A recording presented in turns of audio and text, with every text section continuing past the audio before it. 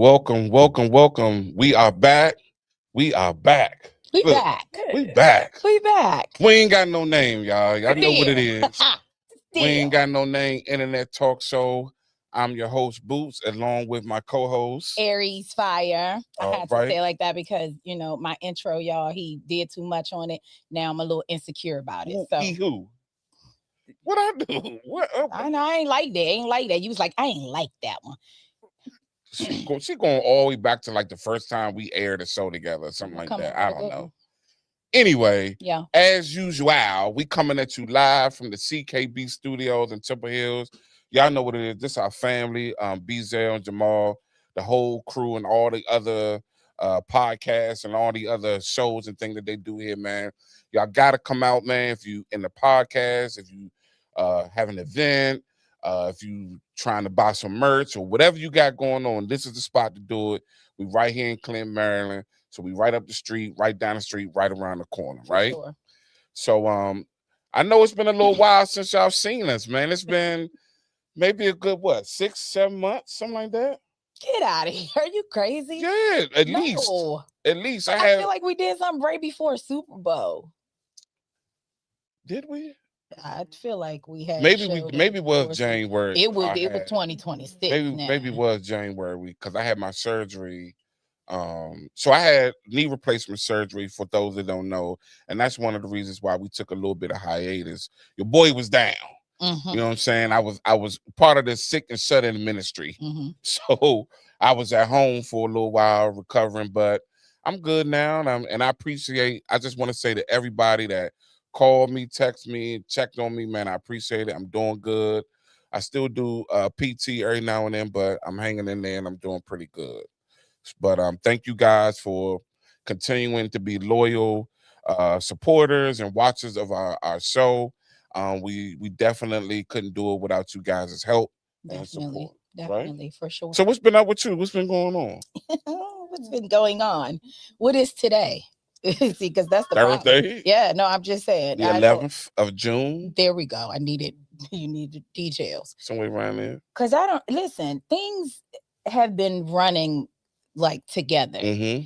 And I used to think it was just me. And now I understand that there's a bunch of us that's just like making it.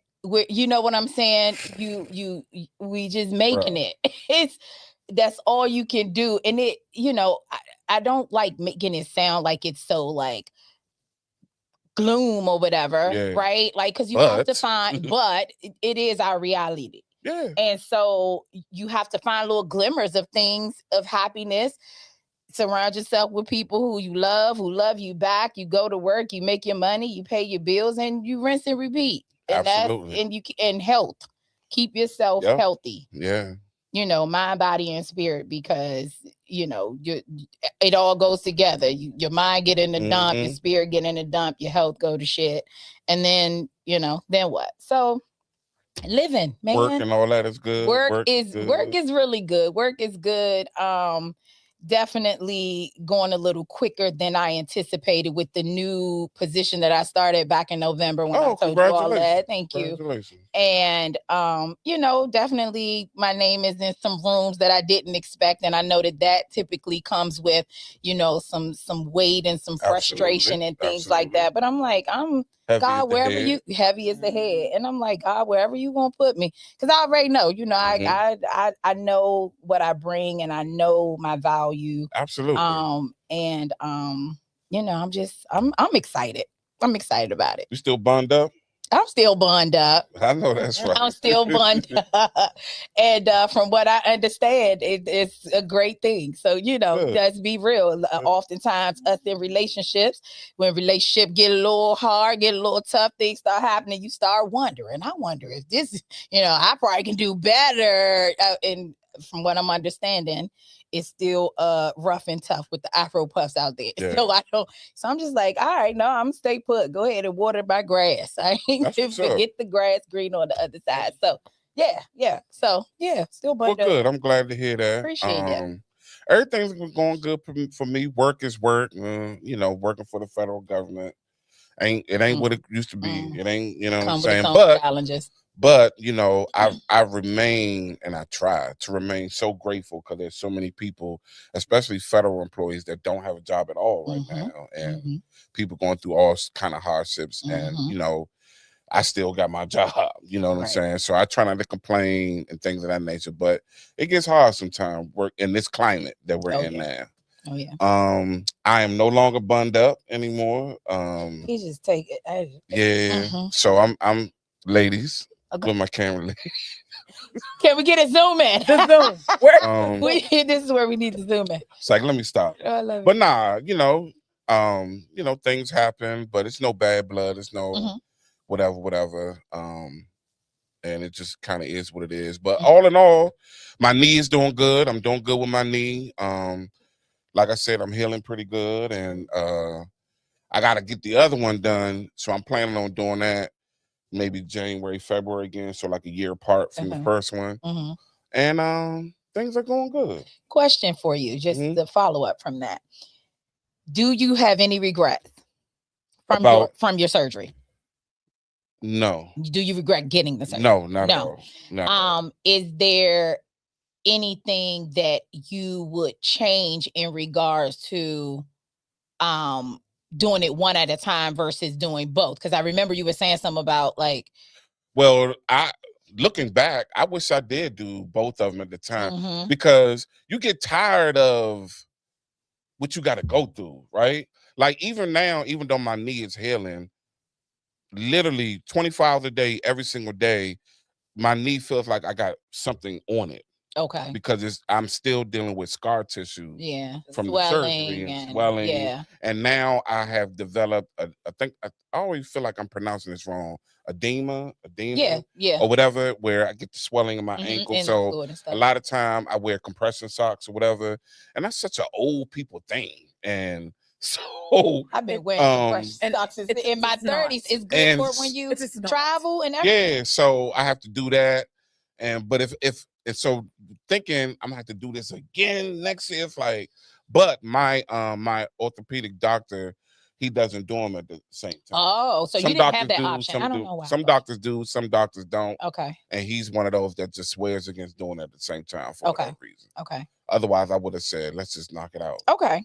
So, but from what I've heard and what I researched, the second time around is always much smoother and much better than the first. Is it because you know what to expect? Your body can, is a little bit acclimated to the whole situation and everything like that.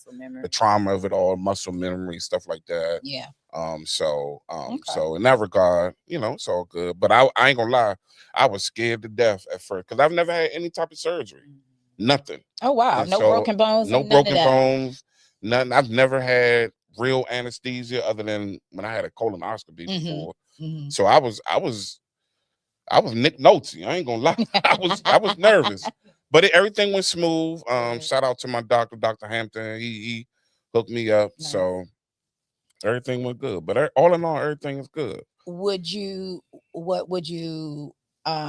Do you have any not encouraging word, that kind of sounds cheesy, but any advice on for anyone that may be going through this journey, like looking at absolutely. And it's funny replacement. It's funny because I've met so many people who either have done it or are about to do it. And there's almost like a little community of people on social media, TikTok and everything. Nice. Of people who have had knee repair. And I will say that there are certain things that you need to go get for your home, right? In preparation for it, right? I can see that. Like even something as simple as the ability to sit on the bed and swing your legs on the bed like a normal person. For a good month after that, you are not going to be able to lift your leg up and swing it on the bed. Right. So you got to get like a resistance band or something, or a belt or something to hook around your leg and pull it up on the bed for you. Something is that. Or some people need the things you put on your toilet to make the toilet seat higher. So when you got to sit on the toilet, you don't have to bend your leg as much. So it's just a walker, little nuances like that. A walker, things of that nature. So I was just talking to a friend of mine the other day, a young lady who's going to have the surgery soon, and I was running down a list for her, like, get this, get that, get this, get that, and she was very thankful that I, and I wish I had people do that for me too. So I was able to get some things, but one of the most important things is having a good support system, having somebody who can come make sure you good and take care of you, especially people that live in like townhouses where they got to go up and down stairs. Like, you're going to have to get somebody to come bring you your food and, answer the door. Somebody come to the door, whatever, because you ain't going to be able to do that, especially initially. Yeah. So you almost have to have someone kind of be there with you as much as they can. But that support is definitely needed, because it is a very traumatic injury to surgery to your body. And so you're gonna need that. It sounds like it's more mental probably than physical, because it's a little bit of your both. complete little bit of both. Independence kind of. And you're relying on absolutely, and that's a weird feeling. Not being able to just get up on your own or go to the bathroom. The things we take for granted. Yes. The things we take for granted. Absolutely. Every day. Yeah. Well, good. So since we back, like, I wanted to ask you, because I don't think I've ever asked you this, like, what type of response and engagement did people give you about We Ain't Got No Name? Like, let's do an assessment. Okay. So you mean during the time we were after? Okay. In general. Okay. So I would say that there was definitely a lot of support there during the show. Specifically, like, my friends and family were tuning in, which I'm completely grateful for. Absolutely. But yeah, the feedback was good.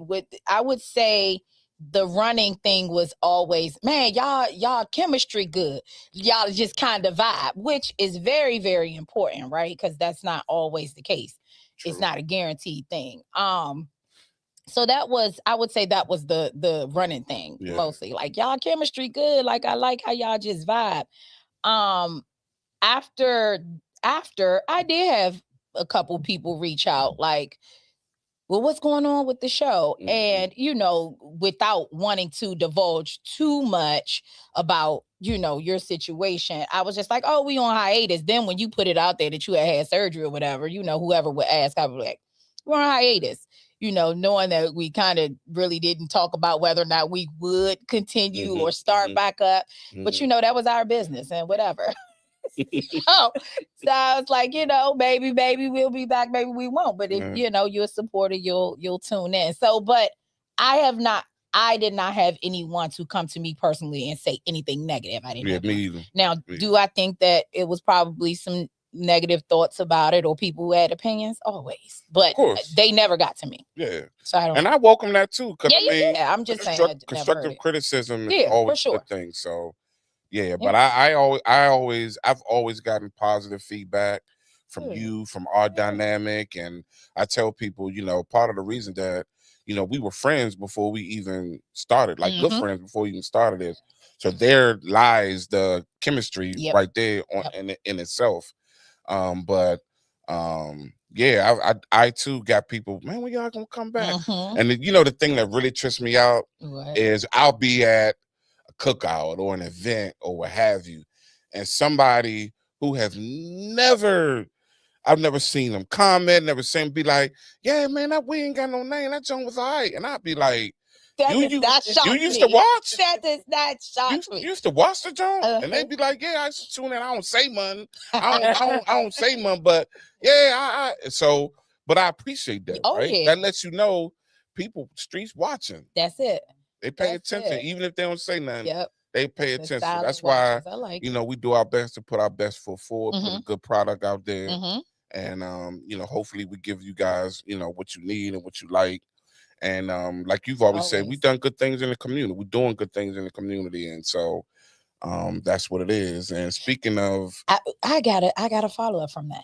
I would love to get feedback from all of our entrepreneurs that we featured on our show to see how much traction, traffic, or just business we may have brought them just from them being on the show. You know what I mean? Not that they weren't doing their own, they weren't able to stand on their own prior to the show. But I mean, just like coming on the show, if they had anyone like, oh, I saw you on the show, or if we drew in any business for them, that'd be dope. That would be pretty cool. That'd be cool. Yeah, absolutely. Yeah. So as you all can see, we have another beautiful person sitting here with us. That's me. And I'm going to let Aries introduce her and bring her on in the fold. That's my best friend. So this is Shia. This is my bestie. Anyone who follows me, who knows me, if you see me, you see her. You see her, you see me. Everybody know, right? They may or may not know your name, but they like, oh, I don't know that girl. Oh, the tall. I love her. Mm-hmm, absolutely. She's so awesome. And yeah, so I was like, I told Boots, I was like, well, we was at happy hour. Yes. And, we always have said that whenever we're together, just start turn on a microphone or a camera, and I promise you, it is going to be some of the best content of your life. That is real talk. I can attest to that. Things that we talk about, and it just flows, and it's so intellectual, and it can be ratchet, and it can get it's just so multi-dimensional. And I said, so we on our way home, and I hit Boots up. I was like, I think we should have Shia on the show, and you could just ask us questions and just kind of ask us anything, throw it out there. We just gonna kind of just expose or share our love and our friendship with the world. So, well, welcome, Shia. Thank you for coming on and hanging out with us. Listen, avid watcher. I'm so pleased to be here. I don't know how they convinced me to do this, but it's best friend. So, it's not too much I'm not going to do for her.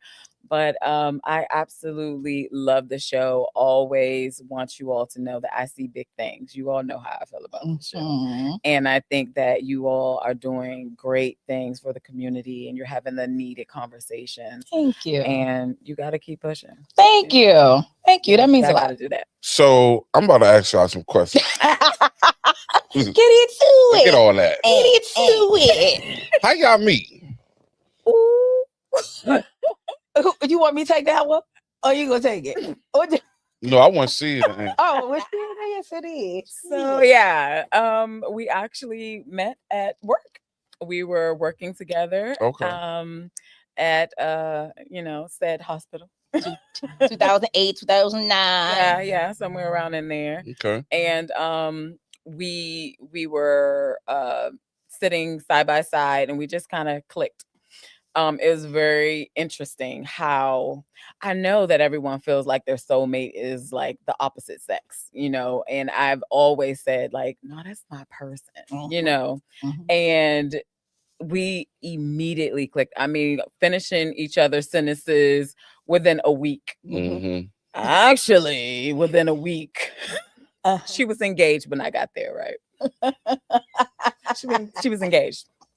And the young man came to pick us up from work because she would make said gentleman drive from Suitland, Maryland. Well, make is a stretch, but it was his task. Yeah, so make. Okay. It was his task to leave Suitland, Maryland, to come to downtown DC, to pick us up every day when we were 2 steps away from a subway station, which was wild to me. It was the wildest things to me, but I said, okay, this is bro, why you sad? This is the thing that's already in motion. Who am I? Right? I know this lady for take the ride. Just take the ride. So she was like, you want to, where you live? Oh, we can take you. Me, okay. I get in the back seat very quietly, greet the gentleman. He greets me. I'm quiet. The very moment I got out of the car, and I was like, you can't marry that man. I had not known her for more than 10 days. True story. I just knew her. I know it sounds crazy because it hadn't been 2 weeks, but I just knew her, and just how she conversed with him, how he was so he was a kind man. He was my yes man. I don't know. If that's you watch it, I ain't way. gonna say your name. If you watch it, I Yeah. keep your anonymity. However, Karma, he was my yes man. Absolutely. And at that time, I was saying yes to the good guy and the guy who would do anything for me, when not realizing that the man that I need is someone who absolutely is not going to be my yes man. Be gentle with me, but I definitely require a man that can stand up to me. And he was not that guy, unfortunately. But going back to what she said, I got that text message. And what she ain't gonna tell y'all is that I felt the way, and I didn't talk to her for a week at work. Came to work, we sat by each other. I ain't saying nothing to her because you don't know me. You don't even know me, young lady. I was offering you a ride. First of all, be grateful. Back there and be quiet. You know what I mean? You're not gonna sit here to come up in here and blow my life up. You know, this is my life. Yeah. I'm finna be married now. Is you married? Don't talk to me. So beautiful. It was a beautiful ring. It wasn't right. Poor guy. It wasn't right. It's all wrong. That's a topic for another show. Yeah, but it was interesting. And it's been up since. It's been up since. Up and down and with life inseparables. So since that time, have you guys had a falling out ever? That's so crazy. Really? I knew that question was coming. I want to take this one because I will a hill I have always died on was that if a friendship or relationship does not endure hard times that require you to value it enough to decrease your ego, decrease your pride, be vulnerable in, it ain't real. We have never had one. We have never had a down moment. When I tell you my kids are her nephews, her children are my niece and nephew. We are auntie to them. We know family. We have been through sickness.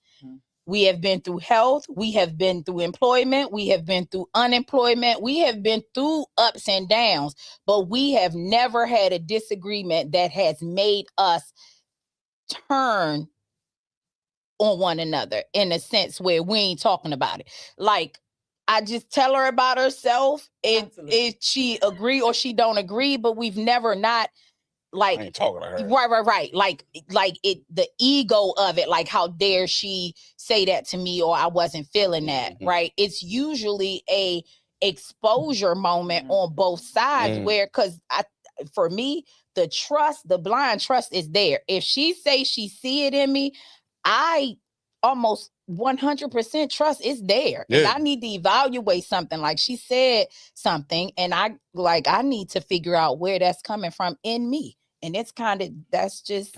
Y'all know that's rare, right? Women fall in and out of friendships with each other. Yeah. Like they change bras. Yeah. No, as we both have female relationships that have come and go and fallen. Yeah.